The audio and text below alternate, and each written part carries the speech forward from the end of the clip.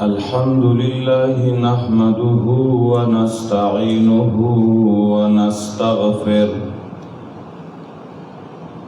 ونستغفره ونؤمن به ونتوكل عليه ونعوذ بالله من شرور أنفسنا ومن سيئات أعمالنا من يهده الله فلا مضل له ومن يضلله فلا هادي له وأشهد أن لا إله إلا الله وحده لا شريك له أبدي أزلي سرمدي لا أول له ولا آخر له لا ضد له ولا ند له ولا ممد له ولا معين له لا بشير له ولا نذير له ولا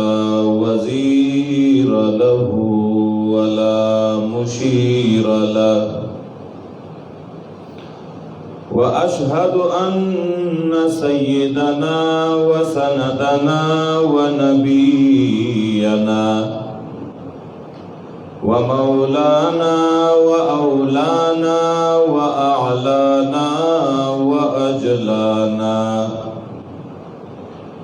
وحبيبنا وحبيب ربنا محمدا عبده ورسوله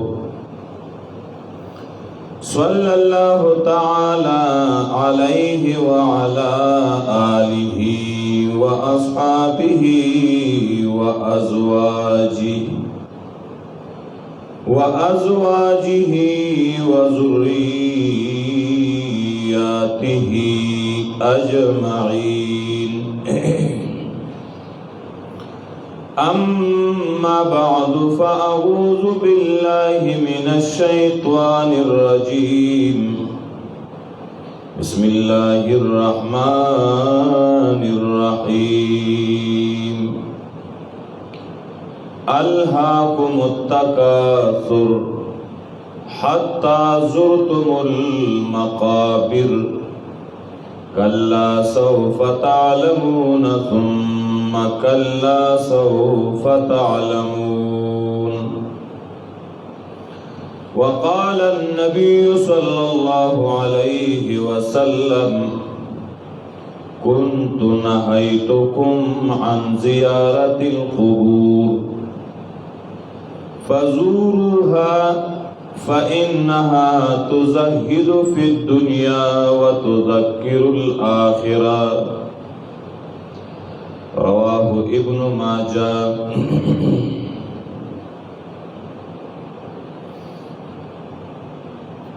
حاضرینو عزتمندو مسلمانانو ورونو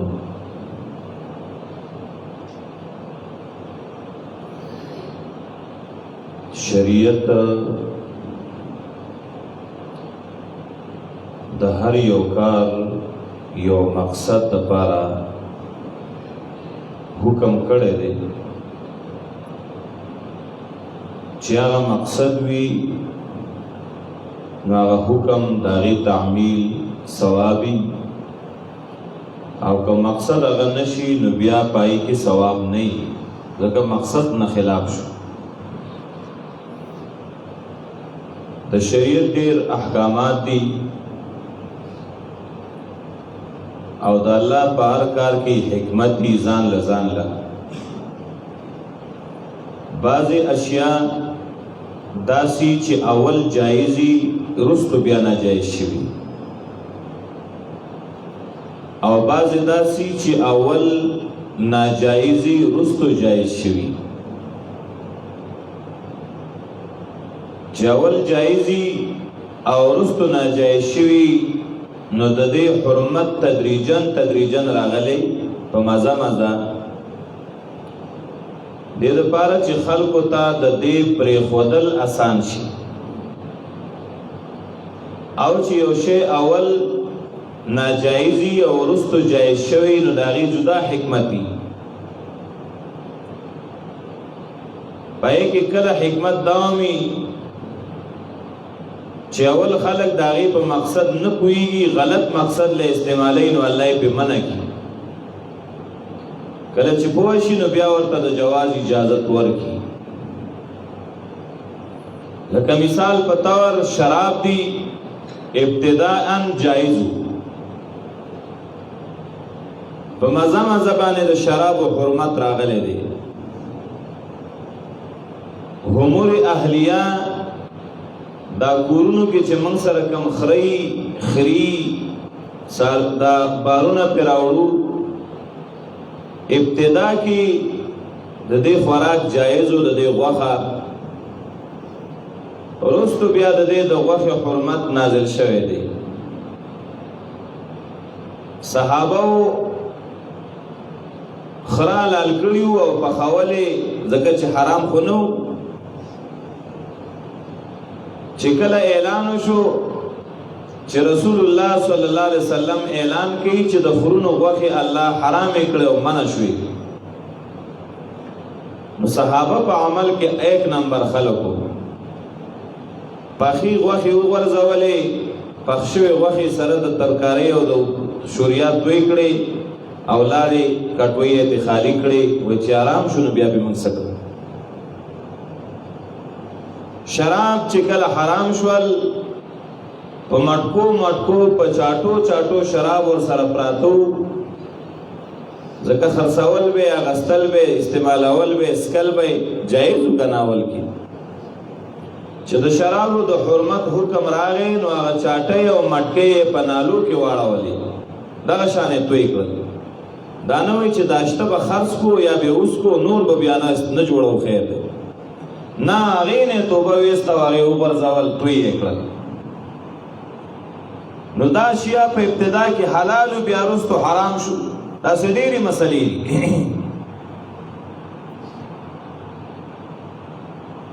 ابتدا کې متعه جایز وه، یو زنانه سره د یوې شپې دپاره نکاح کول، یوې هفتې دپاره نکاح کول، یوې میاشتې دپاره نکاح کول، کال دپاره، داسې محدود ټیم دپاره مهر به دې ورکړه، نکاح جایز وه. آخر کې بیا دا شی منسوخ شو، حرام شو. نکاح کې به دا شرط نه وي، اراده به دې د ټول عمر وي، اختلاف بیا راتلی شي.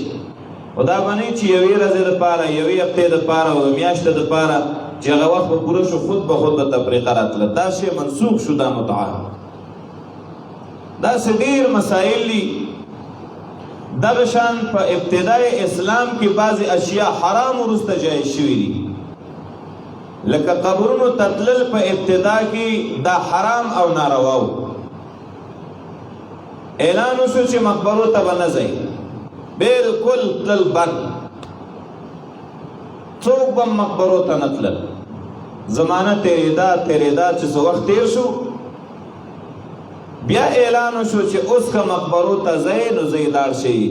چکر له ځئ عبرت دپاره. دا منع شوي ولې و او جایز ولې شو؟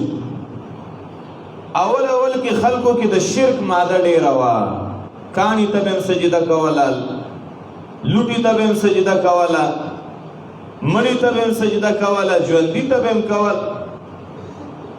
نو قبرونو ته به خلکو سجدې کولې، د قبرونو نه به حاجتونه غوښتل. نو مطلقاً حکم د الله پیغمبر وکړه چې مقبرو ته به نه ځئ،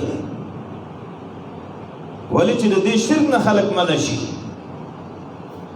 صحیح نیت باندې تلونکي او د شرک دپاره تلونکي د یو بل نه تمیز د هغې نه کېده، نو ټول یې منع کړل. که څوک د عبرت دپاره ځي وایي نه به ځئ، او شرک نه چې ځي خو به خود نه ځي. چې څه وخت تېر شو، د صحابو پړونو کې دا خبره کلې ناسته کلکه چې قبرونو والا زمونږ د دعاګانو محتاج دي او دوی موږ ته نفع یا نقصان نشي را رسولی. سجده د الله حق دی، قبرونو ته سجده حرام او ناروا ده. په دې مسلو پوه شو نو بیا رسول الله وی که اوس ځئ نو ځئ تلی شئ، خو څله به ځئ د دې دپاره به ځئ چې ځان ته مرګ مخې ته کوئ او دې دپاره به ځئ چې آخرت ځان ته رایاد کوئ او دې مړو ته بخښنه دعا وکئ د مغفرت. دا حکمت شو د مقبرې د تلو. دې له لاړ شه چې تا ته مرګ یاد شي، دې له لاړ شه چې مړي ته دعا وغواړې د الله نه، مړي له وغواړې د هغه نه غواړې ځان له، هغه دپاره د الله نه دعا وکړي. دې له لاړ شه چې آخرت درته رایاد شي او د عبادت شوق په تا کې پیدا شي چې لکه مرګ را روان دی او ما خو هېڅ تیاری نه دی کړی. دا تلل جایز شو. دا یو اختلافي مسله ده چې دا تلل چې اول کې حرام او بیا وروسته جایز شو، نو سړو دپاره یوازې جایز شو که د زنانو دپاره هم جایز شو؟ دا مسله ده مختلف فیها. د سړو په باره کې اجازت د ټولو علماو په اتفاق شته، سړی تلی شي. او د زنانو په باره کې اختلاف دی. راجح کم دی هغه زه وروسته وضاحت کوم انشاءالله. محدثینو په دې باندې بابونه قایم کړي دي چې د سړو دپاره مقبرې ته تلل د عبرت دپاره ګورئ ښه دا مستحب دی، ثواب دی، اجر په ملاویږي چې عبرت لذي چې د هغې نه ځان له عبرت والے مرګ رایاد کې ځان ته. امام ابو داود باب قائم کړی دی، باب زیارت القبور، باب دی په بیان د زیارت د قبرونو کې. پای کې حدیث راوړي د حضرت ابو هريره رضی الله تعالی عنہ. حضرت ابو هريره رضی الله تعالی عنہ فرمایي چې رسول الله صلی الله علیه وسلم د مور قبر تراغه او ځل نو یې جړل او چې نبی علیہ السلام کو جړل داغه د جړا د وجنا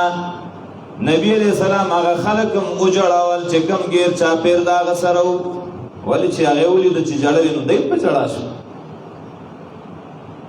نبی علیہ الصلوۃ والسلام فرمایل دا و جړل می زکا چې ما د رب نه اجازه وغوښته چې الله ما له اجازه راکا دا چې زه د خپل مور د پاره بخنه غواړم تانا. نو فلم یأذن لی، الله ما له د اجازه را نه کړ چې بخنه بنه غواړي. ځکه نبی علیہ الصلوۃ والسلام مور او پلار دا د نبی علیہ السلام د پیغمبرۍ ملاوېدو نه مخکې وفات شوي، پلار یې خو د پیدایش نه مخکې وفات او مور یې چې دی نو هغه نبی علیہ السلام لا وړوکی بچی و چې هغه وفات شوی ده. نو د نبی علیہ السلام د مور او پلار باره کې توقف کوي بهتر قول دا دی. موږ څه وایو چې یا کافرو یا مسلمانانو، خو بس الله ته پته ده. خو د احادیثو نه دا معلومیږي چې نبی علیہ السلام وایي ما الله ته وایي چې الله زه د خپل مور د پاره بخنه غواړم اجازت راکړه. وی فلم یأذن لی، الله ماله اجازت ونه کړ ځکه چې هغه د اسلام نه مخکې وفات شوي دي او چې چا اسلام نه قبول کړی نو هغه له بخنه نشي غوښتی. نو بیا مې دوباره د الله نه اجازت وغوښته چې یا الله دا اجازت خو راکړه که نه ان ازور قبرها، چې زه د خپل مور قبر ملاقات ته خو کله کله ځم که نه، نو دا اجازت راکړه. وی فاذن لی، نو الله پاک ماله اجازت وکړه چې زه خیر دی قبر ته ځه. وی فزور القبور فانها تذکر بالموت. ابو داود شریف کی وی د قبرونو زیارت کوي د الله نبی وی ځکه چې دا د قبرونو زیارت چې دی نو دا سړی ته مرګ یادوي. من خلک زیارت دی ګمبد ته وی، زیارت معنی ملاقات، دا گنبد ته زیارت نه وي. زیارت چې یو سړی د یو چا ملاقات ته لاړ شي، مقبرې ته لاړې نو تا د قبرونو زیارت وکړه، د یو انسان خوا ته لاړې نو د هغه زیارت دې وکړه. یو کلی تلاړ د هغه کلی زیارت شو ده ملاقات شو کنه نو د قبرونو ملاقات ته ځای ځکه چې دا انسان ته مرګ یادوي دې مطلب له بځي ښه زمون خلک مقبرې له څه لځي وایي راځه چې ګپ شپ لږ ولګو مقبرې له دې لځي وایي هلته خاموشي مقبرې له دې لځي چې پای کې بعضې خلک چیلې پخوي د شرکیاتو مقبرې له دې لځي چې وایي هلته هسې څوک نه چې جواري پکې وکړي مقبرې له دې دپاره ځي چې هغې کې نعوذ بالله زناګانې وکړي مقبرې له دې دپاره ځي چې د مقبرې ونې په غلا راکټ کې ویسي نورو غرضونو له ځي په دې مقصد لل بالکل ناروا دي حرام دي مکروه تحریمی دي دې له لاړ شه چې ته ځان ته مرګ مخې ته کړي او بیا روایت ذکر کوي د ابن بریده رضی الله تعالی عنہ نه هغه د نبی علیہ السلام نه نقل کوي چې نبی علیہ السلام فرمایلی كنت نهیتکم عن زیارت القبور فزوروها فإن في زیارتها تذکرة ما تاسو ابتدا کې د قبرونو د زیارت نه منې کړی وای اوس د قبرونو زیارت کوي ذکر دې په زیارت کې تذکرہ ده یعنی تذکرة للموت والآخرة مرګ په کې سړی ته یادېږي آخرت په کې یادېږي دې مقصد لاړ شي دا امام ابو داود باب قائم کړي نو معلومه شو چې اتفاقاً د سړو دپاره مقبرې ته تلل د دې حدیث نه اجازت ملاو شو امام ترمذی رحمت الله علیه باب قائم کړی دی باب ما جاء فی الرخصة فی زیارت القبور رخصت وایي دې ته چې یو شی منې او بیا جایز شي باب دې په بیان د دې کې چې راغلی دي په اجازت او رخصت کې د قبرونو ملاقات ته د تلو دپاره پای کې حدیث هم دقه راوړي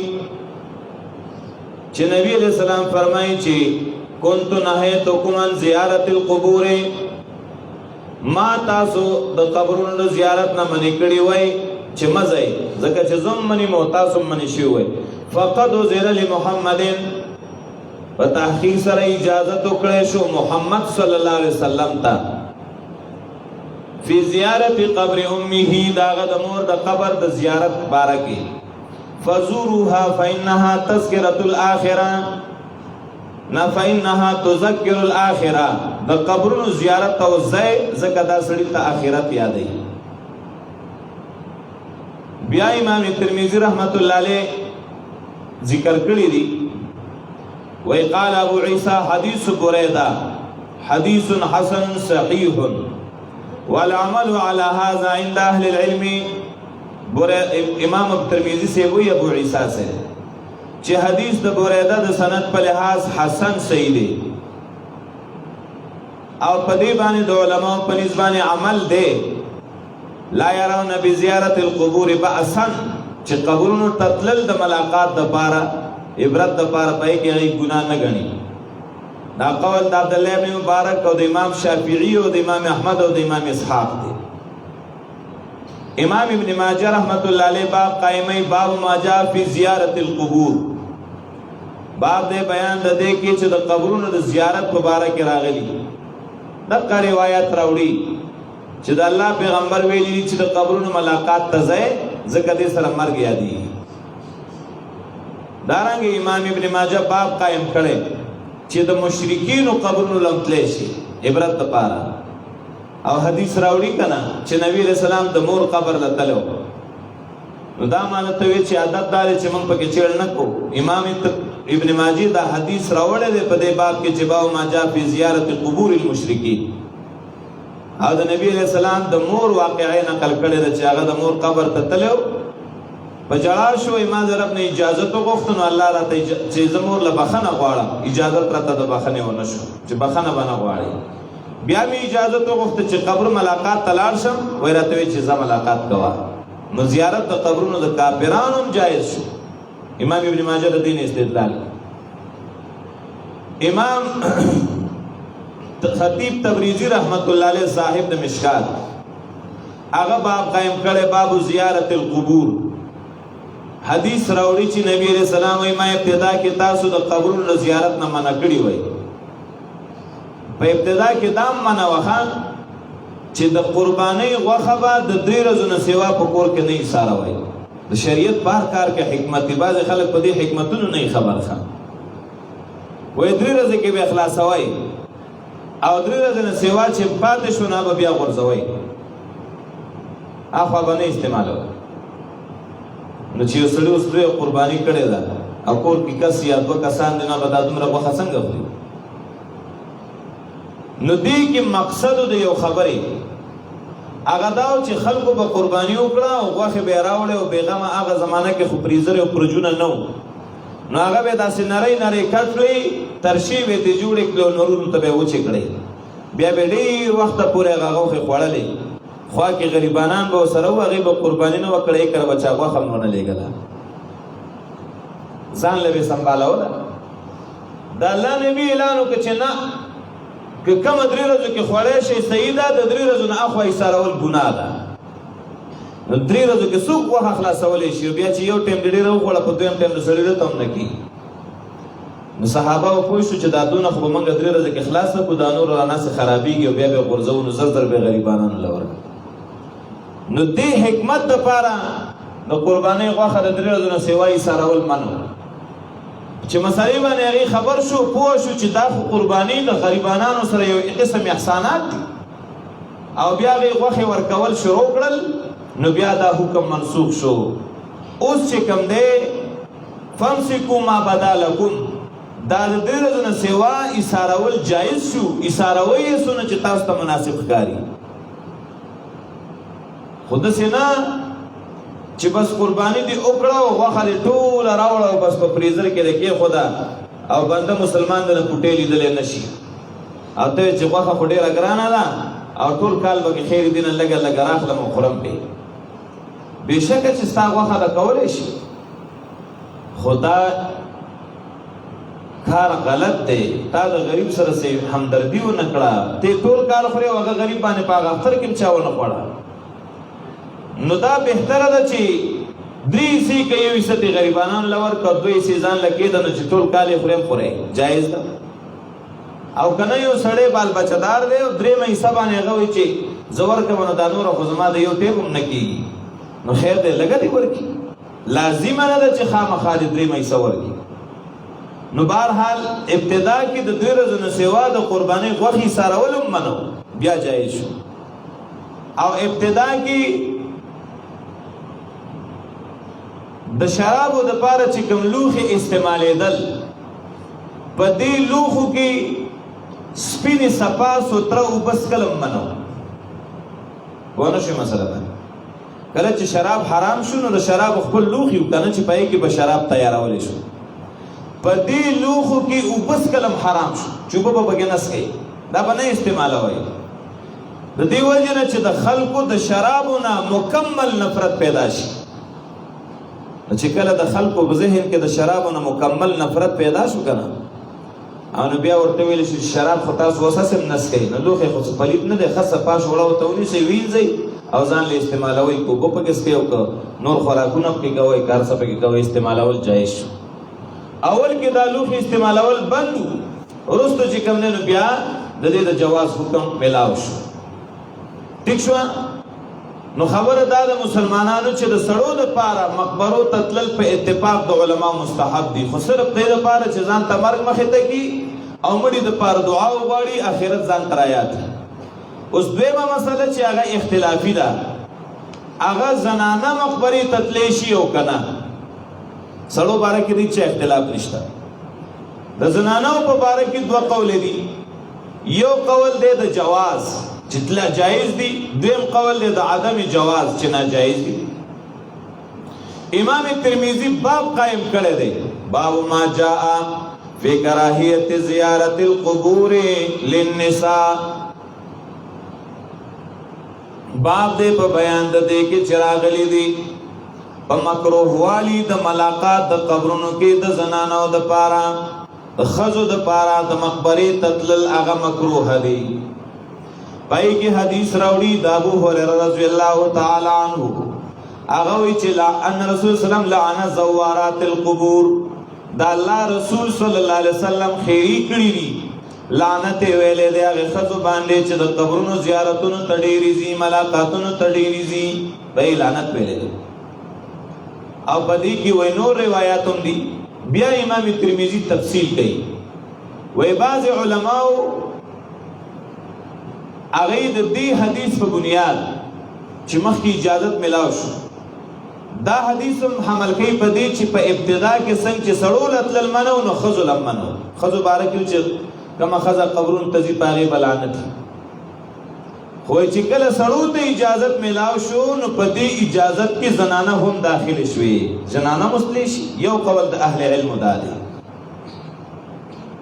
ابتدا کې خو رجال او نساء ټولو دپاره منو سړو له بیا جایز شو نو دغه حدیث ښځو د جواز دپاره هم شو دویم قول دا دی چې نه سړو له خو ناجایزه و نو هغه جایز شو ښځو له هماغه شان ناجایز دی نه به ځي او د هغې وجه دا ده چې زنانو کې دوه خبرې دي چې هغه د سړو نه بدلې دي نو لحاظه دی دپاره ځکه اجازت نشته لقلت صبرهن یو په دې کې صبر کم دی هلته چې لاړې شي نو قبر ته به ژړا شي او په قبر به ځان راغورځوي او چغې به وباسي او ته خو موږ نه سترګې پټې کړې او ته اوس نه راپاڅېږې او کور ته نه راځې او دا نه کې دی له خو بیا خپلې ساعت هم ورځي که نه نو یو دی کې صبر ډېر کم دی او دویم دا دی چې وکثرت جزعهن هغه ته ژړاګانې او فریادونه هم ډېر زیات کوي نو په دې وجه باندې د زنانو مقبرې ته تلل هغه منع دي او مکروه دي امام ابن ماجه هم په دې باندې باب قایم کړی دی چې امام ابن ماجه رحمت الله علیه وایي باب ما جاء فی النهی زیارت القبور النساء باب دې په بیان باب ما جاء فی النهی زیارت النساء القبور باب دې په بیان د دې کې چې راغلي دي په منع کې د ښځو د قبرونو د زیارت او د ملاقات نه چې ښځو له منع راغلی ده همدغه حدیث راوړي چې لعن رسول الله زوارات القبور د الله پیغمبر په هغې ښځو باندې لعنت ویلی دی چې کومې مقبرو ته ډېرې ځي تفسیر قرطبي په تفسیر د سورة التکاثر کې لیکي چې زیارت د قبرونو سړو دپاره خو متفق علیه دی د زنانو په باره کې اختلاف دی خو دا اختلاف د بوډېګانو ښځو باره کې دی ګوره دا هم یاد وساتئ هغه لیکي اما الشواب فحرام علیهن الخروج هر چې ځوانې ښځې دي نو هغې باندې د مقبرو تلل دا حرام دي مقبرو ته به نه ځي نو کومه ښځه چې ځان ته بوډۍ وایي هغه ښځې چې هغه د شپېتو اویاو نه اورېدلي ګورې بلې ته خو چې بوډۍ شوې خوارې ته به بوډۍ شوې زه خو پرونۍ چې نه یم دا شاپه ده ښه دا بوډۍ نه ده داسې زنانه چې هغه ځوانه وي هغه د زیارت د قبرونو ته نه ځي ای باندې تل منع دي هغې لپاره چې کومې ډېرې بوډۍ دي چې په هغې باندې ستر او پرده هم نشته لارو کوڅو کې هم بېچیل او بې پړونې ګرځي که نه نو فمباح لمن لهن ذلک قرطبي وایي چې هغې لپاره جایز دي چې لاړې شي ځکه چې هغې خو اصل چې دی نو مطلب پرده پې نشته اصل شی پکې پرده هم ضروري ده خو کوم ځای کې چې فتنه یې که نه بیا فتنه نو بیا په فتنې په ځای کې لکه سړي او ښځې ګډوډ دي لکه خاص کر د دې اولیاو په قبرونو چې کوم خلک راغونډېږي نو عرس دی او نندا دی او نناغه دی کې خو سړي او ښځې ګډوډ دي وایي واما موضع او وقت یخشا فیه الفتنه هر چې هغه ځای دی یا هغه وخت دی چې په هغې کې د فتنې یری نو من اجتماع الرجال والنساء سړي او ښځې پکې ګډوډ جمع کېږي نو فلا یحل ولا یجوز دا بیا نه حلال دی او نه دا جایز دی دا خو د یو ملا په نظم نه دی جایز او بیا لیکي سړی تللی دی قبر ته فبین الرجل یخرج لیعتبر سړی تللی دی چې مقبرې له ځمه چې لږ عبرت والم آخرت را یاد کما نو فیقع بصره علی امرأة فیفتتنو دا هغه نظر د پردۍ ښځه باندې چې پریوځي وي دا ماشاءالله دا به د چا ښځه دا خو ډېره ښایسته ده نو ډېر ښایسته عبرت یې واغسته که نه ډېر ښکلی عبرت یې واغسته مرګ یې ډېر ښه را یاد شو مرګ یې یاد نه شو نو د خو د پردۍ ښځې یادې شوې نو سړی په فتنه کې واقع شو زنانه تللی ده چې زه عبرت اخلم د پردي سړي باندې نظر پرېوته نو مرګ ته نه هیر شو هغه سړي په تماشا شو چې دا به څوک دا سړی دا خو ماشاءالله ډېر ښایسته سړی دی نو هغه د هغې باندې په فتنه کې واقع شوه نو فیرجع کل واحد من الرجال والنساء معذورا غیر مأجور هر یو سړی کتلی دی داسې مقبرې او داسې زیارت لا او که ښځه تلې ده دواړه د ګناهونو نه ډک رالل ثواب مواب یې ونه شو اوس مسله یاده شوه زمونږ په دې معاشره کې خلک ځي خو کوم قبر له ځي زیارت چې ورته خلک وایي مانه خاص یو قبر چې هغه پوخ یو ګنبد پې جوړ وي دا د دې شي دپاره پیدمند دی مانه څوک اولاد ورکوي څوک بیماري هم ښه کوي څوک چې د مال او دولت ورکوي نمبر پې نه وي سړي او ښځې ګډ وړي داسې سړي هم ګناهګار دي او ښځې هم ګناهګار دي ثواب مواب نشته پکې بیا امام نووي رحمت الله علیه هغه وایي چې زیارت د قبرونو خو سړو دپاره سنت دی وهل تکره للنساء آیا ښځو دپاره مکروه دی که نه وجهان په دې کې دوه وجې دي وایي یو وجه دا ده چې قطع اکثر بالکراهت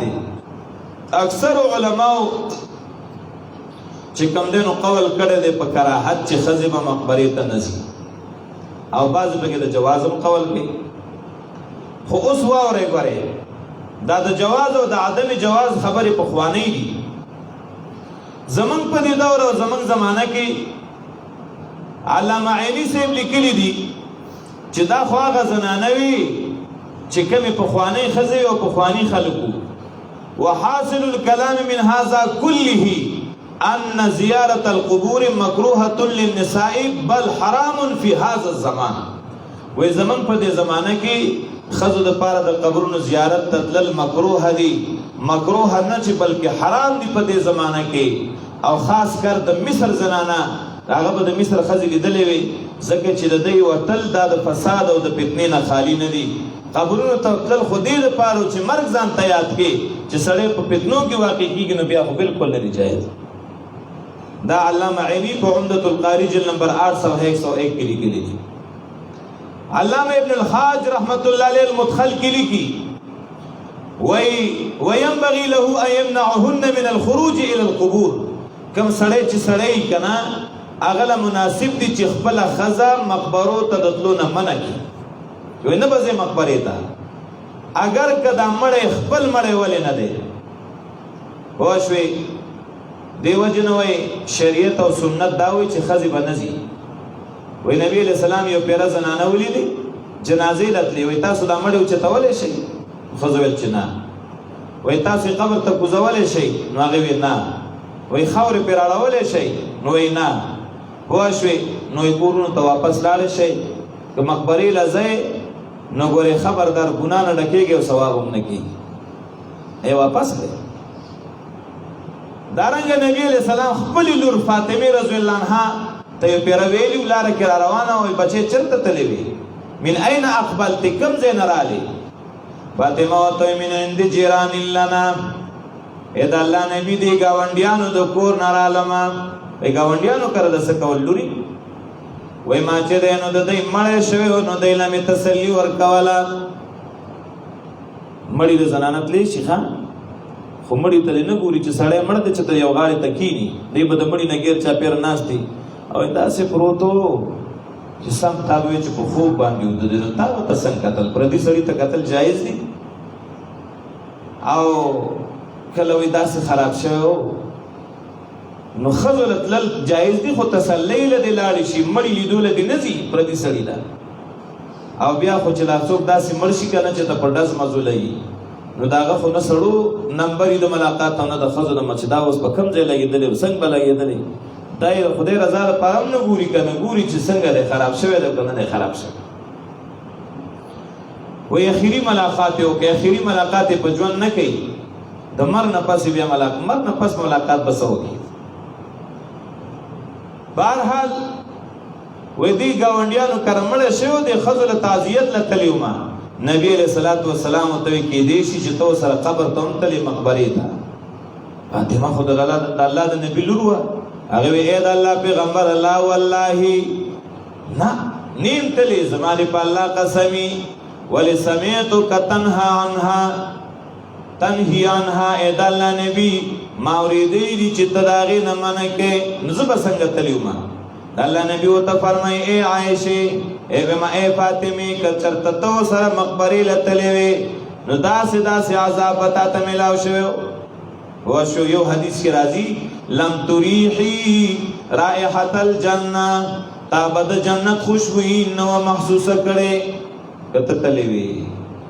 نو دی حدیثونو معلومه شو چې د الله نبی صلی الله علیه وسلم هغه د زنانو تلل هغه مکروه ګڼلی دي چې زنانه بنزي احناف دای په نسبت مفتابهی قول داده چې زنانه هغه دي نزي واشوي کنا شاہ محمد اسحاق رحمت اللہ علیہ مسائل 40 کی لکھی وزنان را زیارت قبور بقول اصح مکروه است بعض خلقوی مسئلہ اختلافی دنو صحیح پا کم قول لے اصح قول دارے چی دا زنانو تلل مقبری تا دا مکروح دی واشوی کنا دارنگی علام عینی لکی لقد کرها اکثر العلماء خروجهن الى الصلاة فکیف الى المقابر عالمانو دا زنانو جماعت تا تلل مکروح گرنلی دینو مقبری تا بسنگ جائزو گرنی واشوی جمعی تتللی مکروح دینو مقبری تتلل بسنگ جائزو گرنی علامہ عینی پا شرح دو علامہ عینی رحمت اللہ علیہ پا عمدت القاری کلی کلی دی ہواشوی دارنگی علامہ ظفر احمد عثمانی رحمت اللہ علیہ اعلاء السنن جل نمبر 8 337 کلی کی وَقُلْتُ تَأَمَّلْنَا فَرَأَيْنَا زِيَارَةَ الْقُبُورِ أَشَدُّ فِتْنَةً مِنَ الذِّهَابِ إِلَى الْمَسَاجِدِ من سوچو کا من د خزو مقبری تتلل د جماعت تتلون ډیر نقصانی وګڼل اولیدل کنه نو چې یو خزه جماعت ته نشیتلې نو مقبری ته هم نشیتلې د دې وجنه د زنانو مقبری تتلل صحیح قول داده چې دا مکروه دي په دې باندې ډیر کتابونه د علماو اغشتا او شوی د اردو پتاوی اغام شته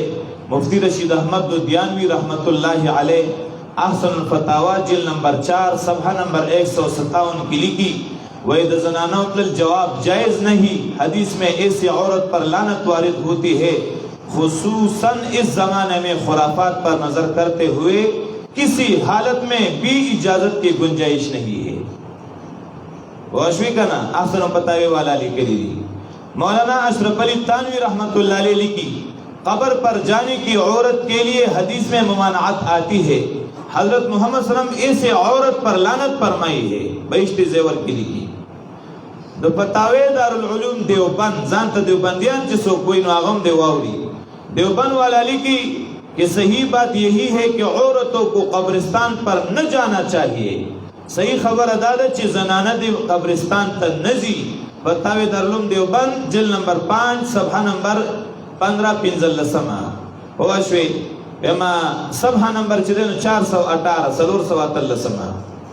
دا اکوڑی چکم فتاوہ دا فتاوی حقانیہ جل نمبر 2 صفحہ نمبر 53 بھائی کی لکھی کہ اس پرفتن دور میں خواتین کو مزارات یا قبرستان جانا جائز نہیں بلکہ حرام ہے پدی پرفتن دور کے دا زنانو قبرستان او زیارتون تطلل جائز نہیں بلکہ حرام و ناروا دی نو دا مسئلہ اختلافی وخو پخوا او زمانگ احناف او علماء دیوبند دای په نسبت راجح حدارت چې خزبا